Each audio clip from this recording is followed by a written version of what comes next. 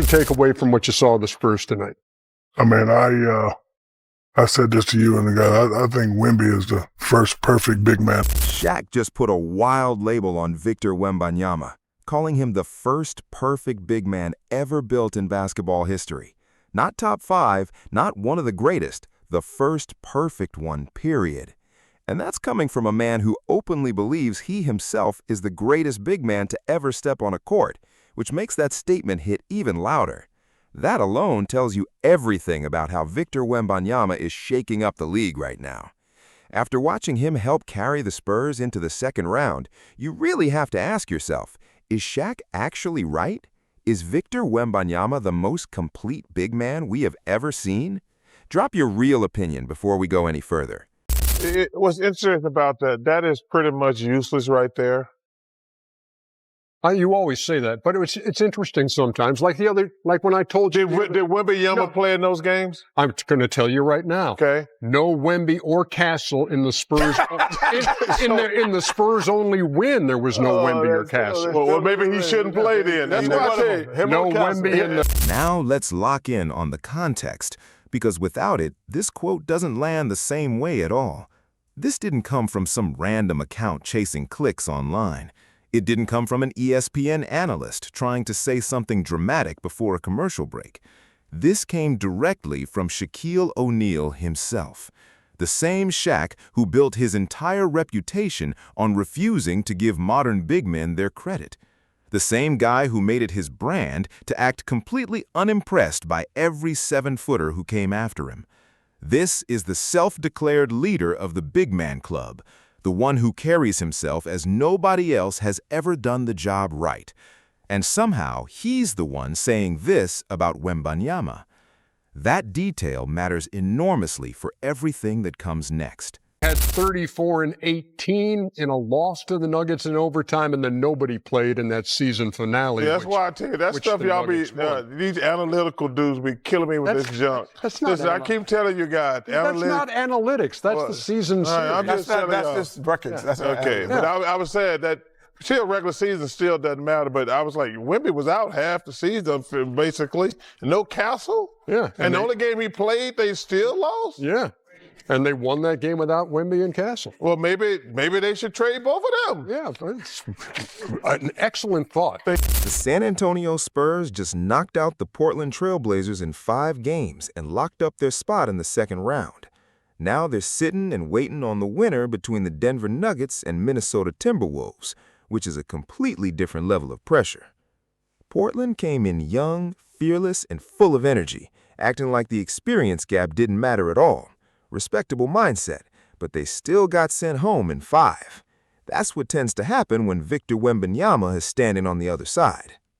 But things were already getting interesting before Shaq even dropped that headline quote. In the Inside the NBA segment, the crew was going back and forth trying to make sense of what Wembanyama's numbers actually meant throughout this series.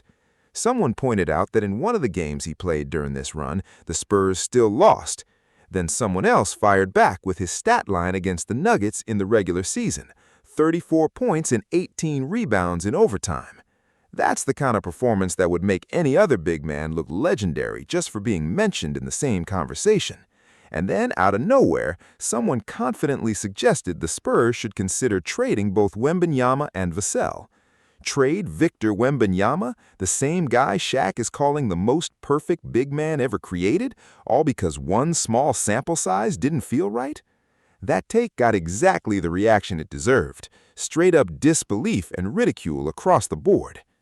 Then Charles Barkley stepped in and did what he always does, went after the analytics. He called the entire stat conversation junk and said regular season records don't matter. And honestly, on a broader level, he's not completely wrong.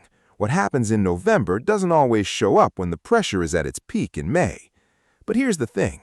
Nobody was even throwing out complicated advanced metrics or deep analytical breakdowns. They were literally talking about wins and losses, the most basic element of basketball. Charles heard numbers, reacted immediately, and kept it moving. Classic Inside the NBA energy. But the moment that really froze the entire conversation was Shaq himself, because Shaq made it very clear, more than once, that he typically doesn't hand out credit to other big men, which is exactly what makes what he said about Wembanyama hit so differently. He's the self-proclaimed president of the Big Man Club, and by his own rules, that title doesn't come with any obligation to praise anyone who came after him. He's got the resume to back it up: championships, Hall of Fame status, and a legacy people are still debating years later. From what you saw of the Spurs tonight. I mean, I said this to you and the guy. I think Wemby is the first perfect big man that's ever created. Can shoot free throws, play defense, play offense. He's a great team player. I'm happy for the Spurs. I'm happy for Wendy, and for me, in a long time, he's a joy to watch. You know, I don't usually, talk about like any big man. Give any big man credit. I'm sorry. Shaq set the bar himself, and in his mind, nobody else has ever needed to be acknowledged against it. And then he watched Victor Wembanyama and simply couldn't stay quiet. He broke it down clearly across 4 categories: free throws, defense, offense, and team plays. And in all 4 of those areas, Shaq said Victor Wembanyama dominates at a level that makes him the first perfect big man ever created in basketball history. Not one of the best, not the most entertaining, the first perfect one, period. That's exactly what he said, live on air, while the rest of the panel just sat there trying to process what they had just heard. I don't usually, enjoy the big man how they play now, but he plays it so perfectly. I actually accept the way he plays. So if he wants to shoot jumpers, I'm fine with him. But to me, he's like the perfect big man. And as the president of the big man lines, I don't need to give any big man credit. Well, because you don't. Because I don't have to. Let's actually walk through the 4 areas that matter here, because the details carry a lot more weight than just the headline. Starting with free throw shooting, this has been one of the most uncomfortable weaknesses for big men for decades. Shaq shot around 52% from the line for his entire career. One of the most physically dominant forces the game has ever seen, would step to the stripe, and it essentially felt like a coin flip. Wilt Chamberlain, the man who dropped 100 points in a single game, finished his career at 51% from the line as well. Teams literally built entire defensive strategies, hack a Shaq, just to exploit that weakness, and it worked consistently. Even Rudy Gobert, a multiple Defensive Player of the Year, has struggled there his entire career. Getting fouled used to be a problem for big men, not an advantage. Victor Wembanyama flips that entire story upside down. He's shooting around 80% from the free throw line at 7'4", while getting fouled constantly because defenders simply don't have many other options. That's not just impressive for a big man, that's a strong number for guards. Late in close games, when a team tries to foul him and hopes for the best, it usually backfires immediately. That one skill alone eliminates one of the biggest vulnerabilities the center position has carried for generations. Now, look at defense, because this is where things start to feel genuinely unreal. The wingspan is massive, the mobility doesn't seem fair for someone his size, and he moves like someone significantly smaller. Wembanyama can switch on to guards and hold his ground without getting exposed. He protects the rim, closes out on shooters quickly, and doesn't just block shots, he changes them before they even leave a player's hand. Opponents hesitate just seeing where he's positioned.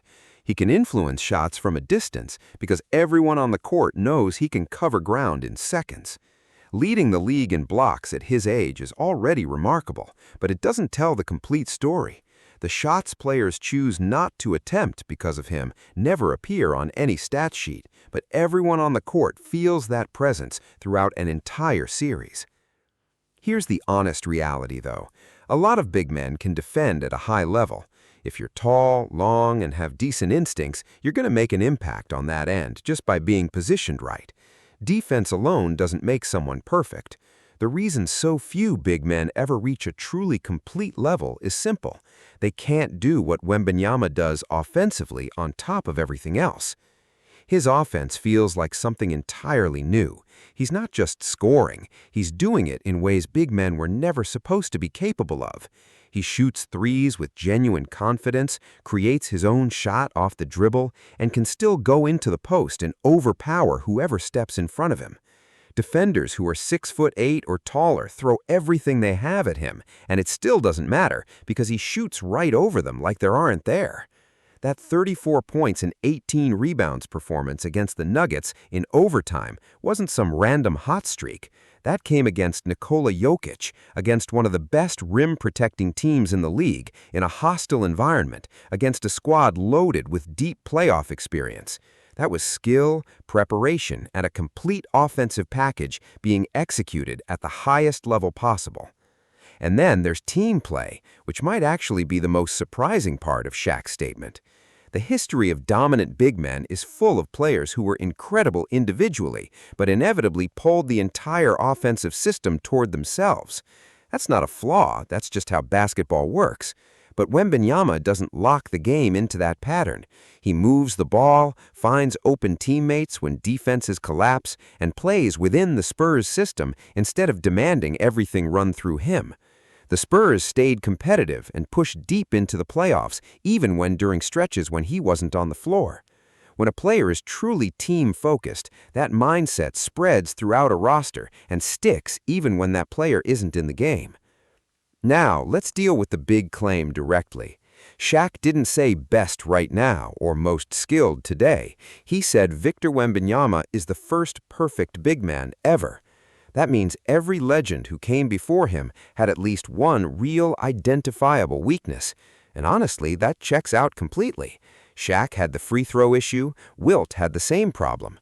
Kareem's offense leaned heavily on the sky hook rather than an all-around scoring range. Bill Russell transformed the game defensively, but offense was never his primary role. Tim Duncan was as fundamentally sound as the position has ever seen, but stretching the floor wasn't part of his arsenal. Hakeem had extraordinary footwork, but long-range shooting simply wasn't something he brought to the table. Wembanyama is doing it all simultaneously in 2026 against faster, stronger, more skilled athletes than any previous era produced, against coaching staffs armed with data and game plans specifically designed to neutralize stars, and he's still producing at this level anyway. Here's the part that makes it even wilder. He's only 21 years old. Most people at that age are still figuring out everyday life, and he's being called the first perfect big man in basketball history by one of the most respected voices the sport has ever produced. That's not normal. That's rare air. But something else needs to be acknowledged. The Spurs getting this far wasn't guaranteed. Wembanyama missed a significant chunk of the regular season. Stephen Castle missed time too.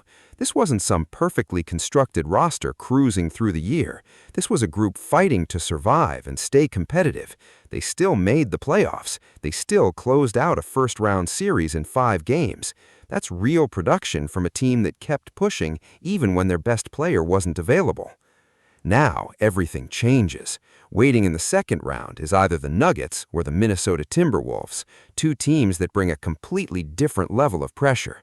Nikola Jokic is the most skilled offensive big man in the game right now, no debate. And Anthony Edwards is playing with a level of confidence and intensity this postseason that makes him a serious problem for any defense in the league.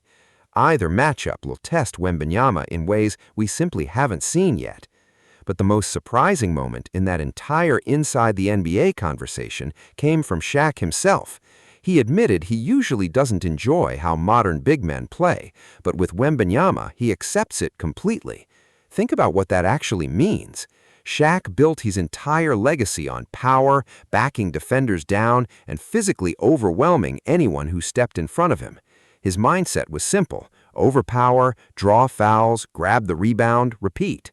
And now he's watching Wembanyama step out to the three-point line, pull up off the dribble, operate in a completely different style, and he's saying it works. He's calling it perfect. The same man who built a reputation on giving zero credit to the next generation just looked at Victor Wembanyama and ran out of reasons to hold back. That doesn't happen unless something genuinely special is going on. Perfection doesn't mean dominating every single possession. It means adapting when the game gets messy. It means when shots aren't falling, you still find ways to impact winning through defense, passing, positioning, and leadership. And here's what makes this situation genuinely fascinating. Wembanyama doesn't look like someone trying to live up to hype. No panic, no forcing bad shots, no trying to prove a point on every possession. He lets the game come to him and then takes over when it actually matters.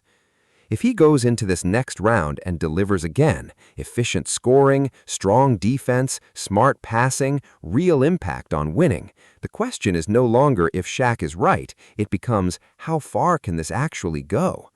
Players like this don't come around often. Moments like this don't just shape a season, they shape how a player is viewed for years. And right now, Victor Wembanyama is standing right at that turning point.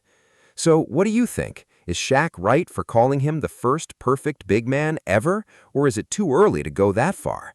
Drop your thoughts in the comments. This debate is not slowing down anytime soon.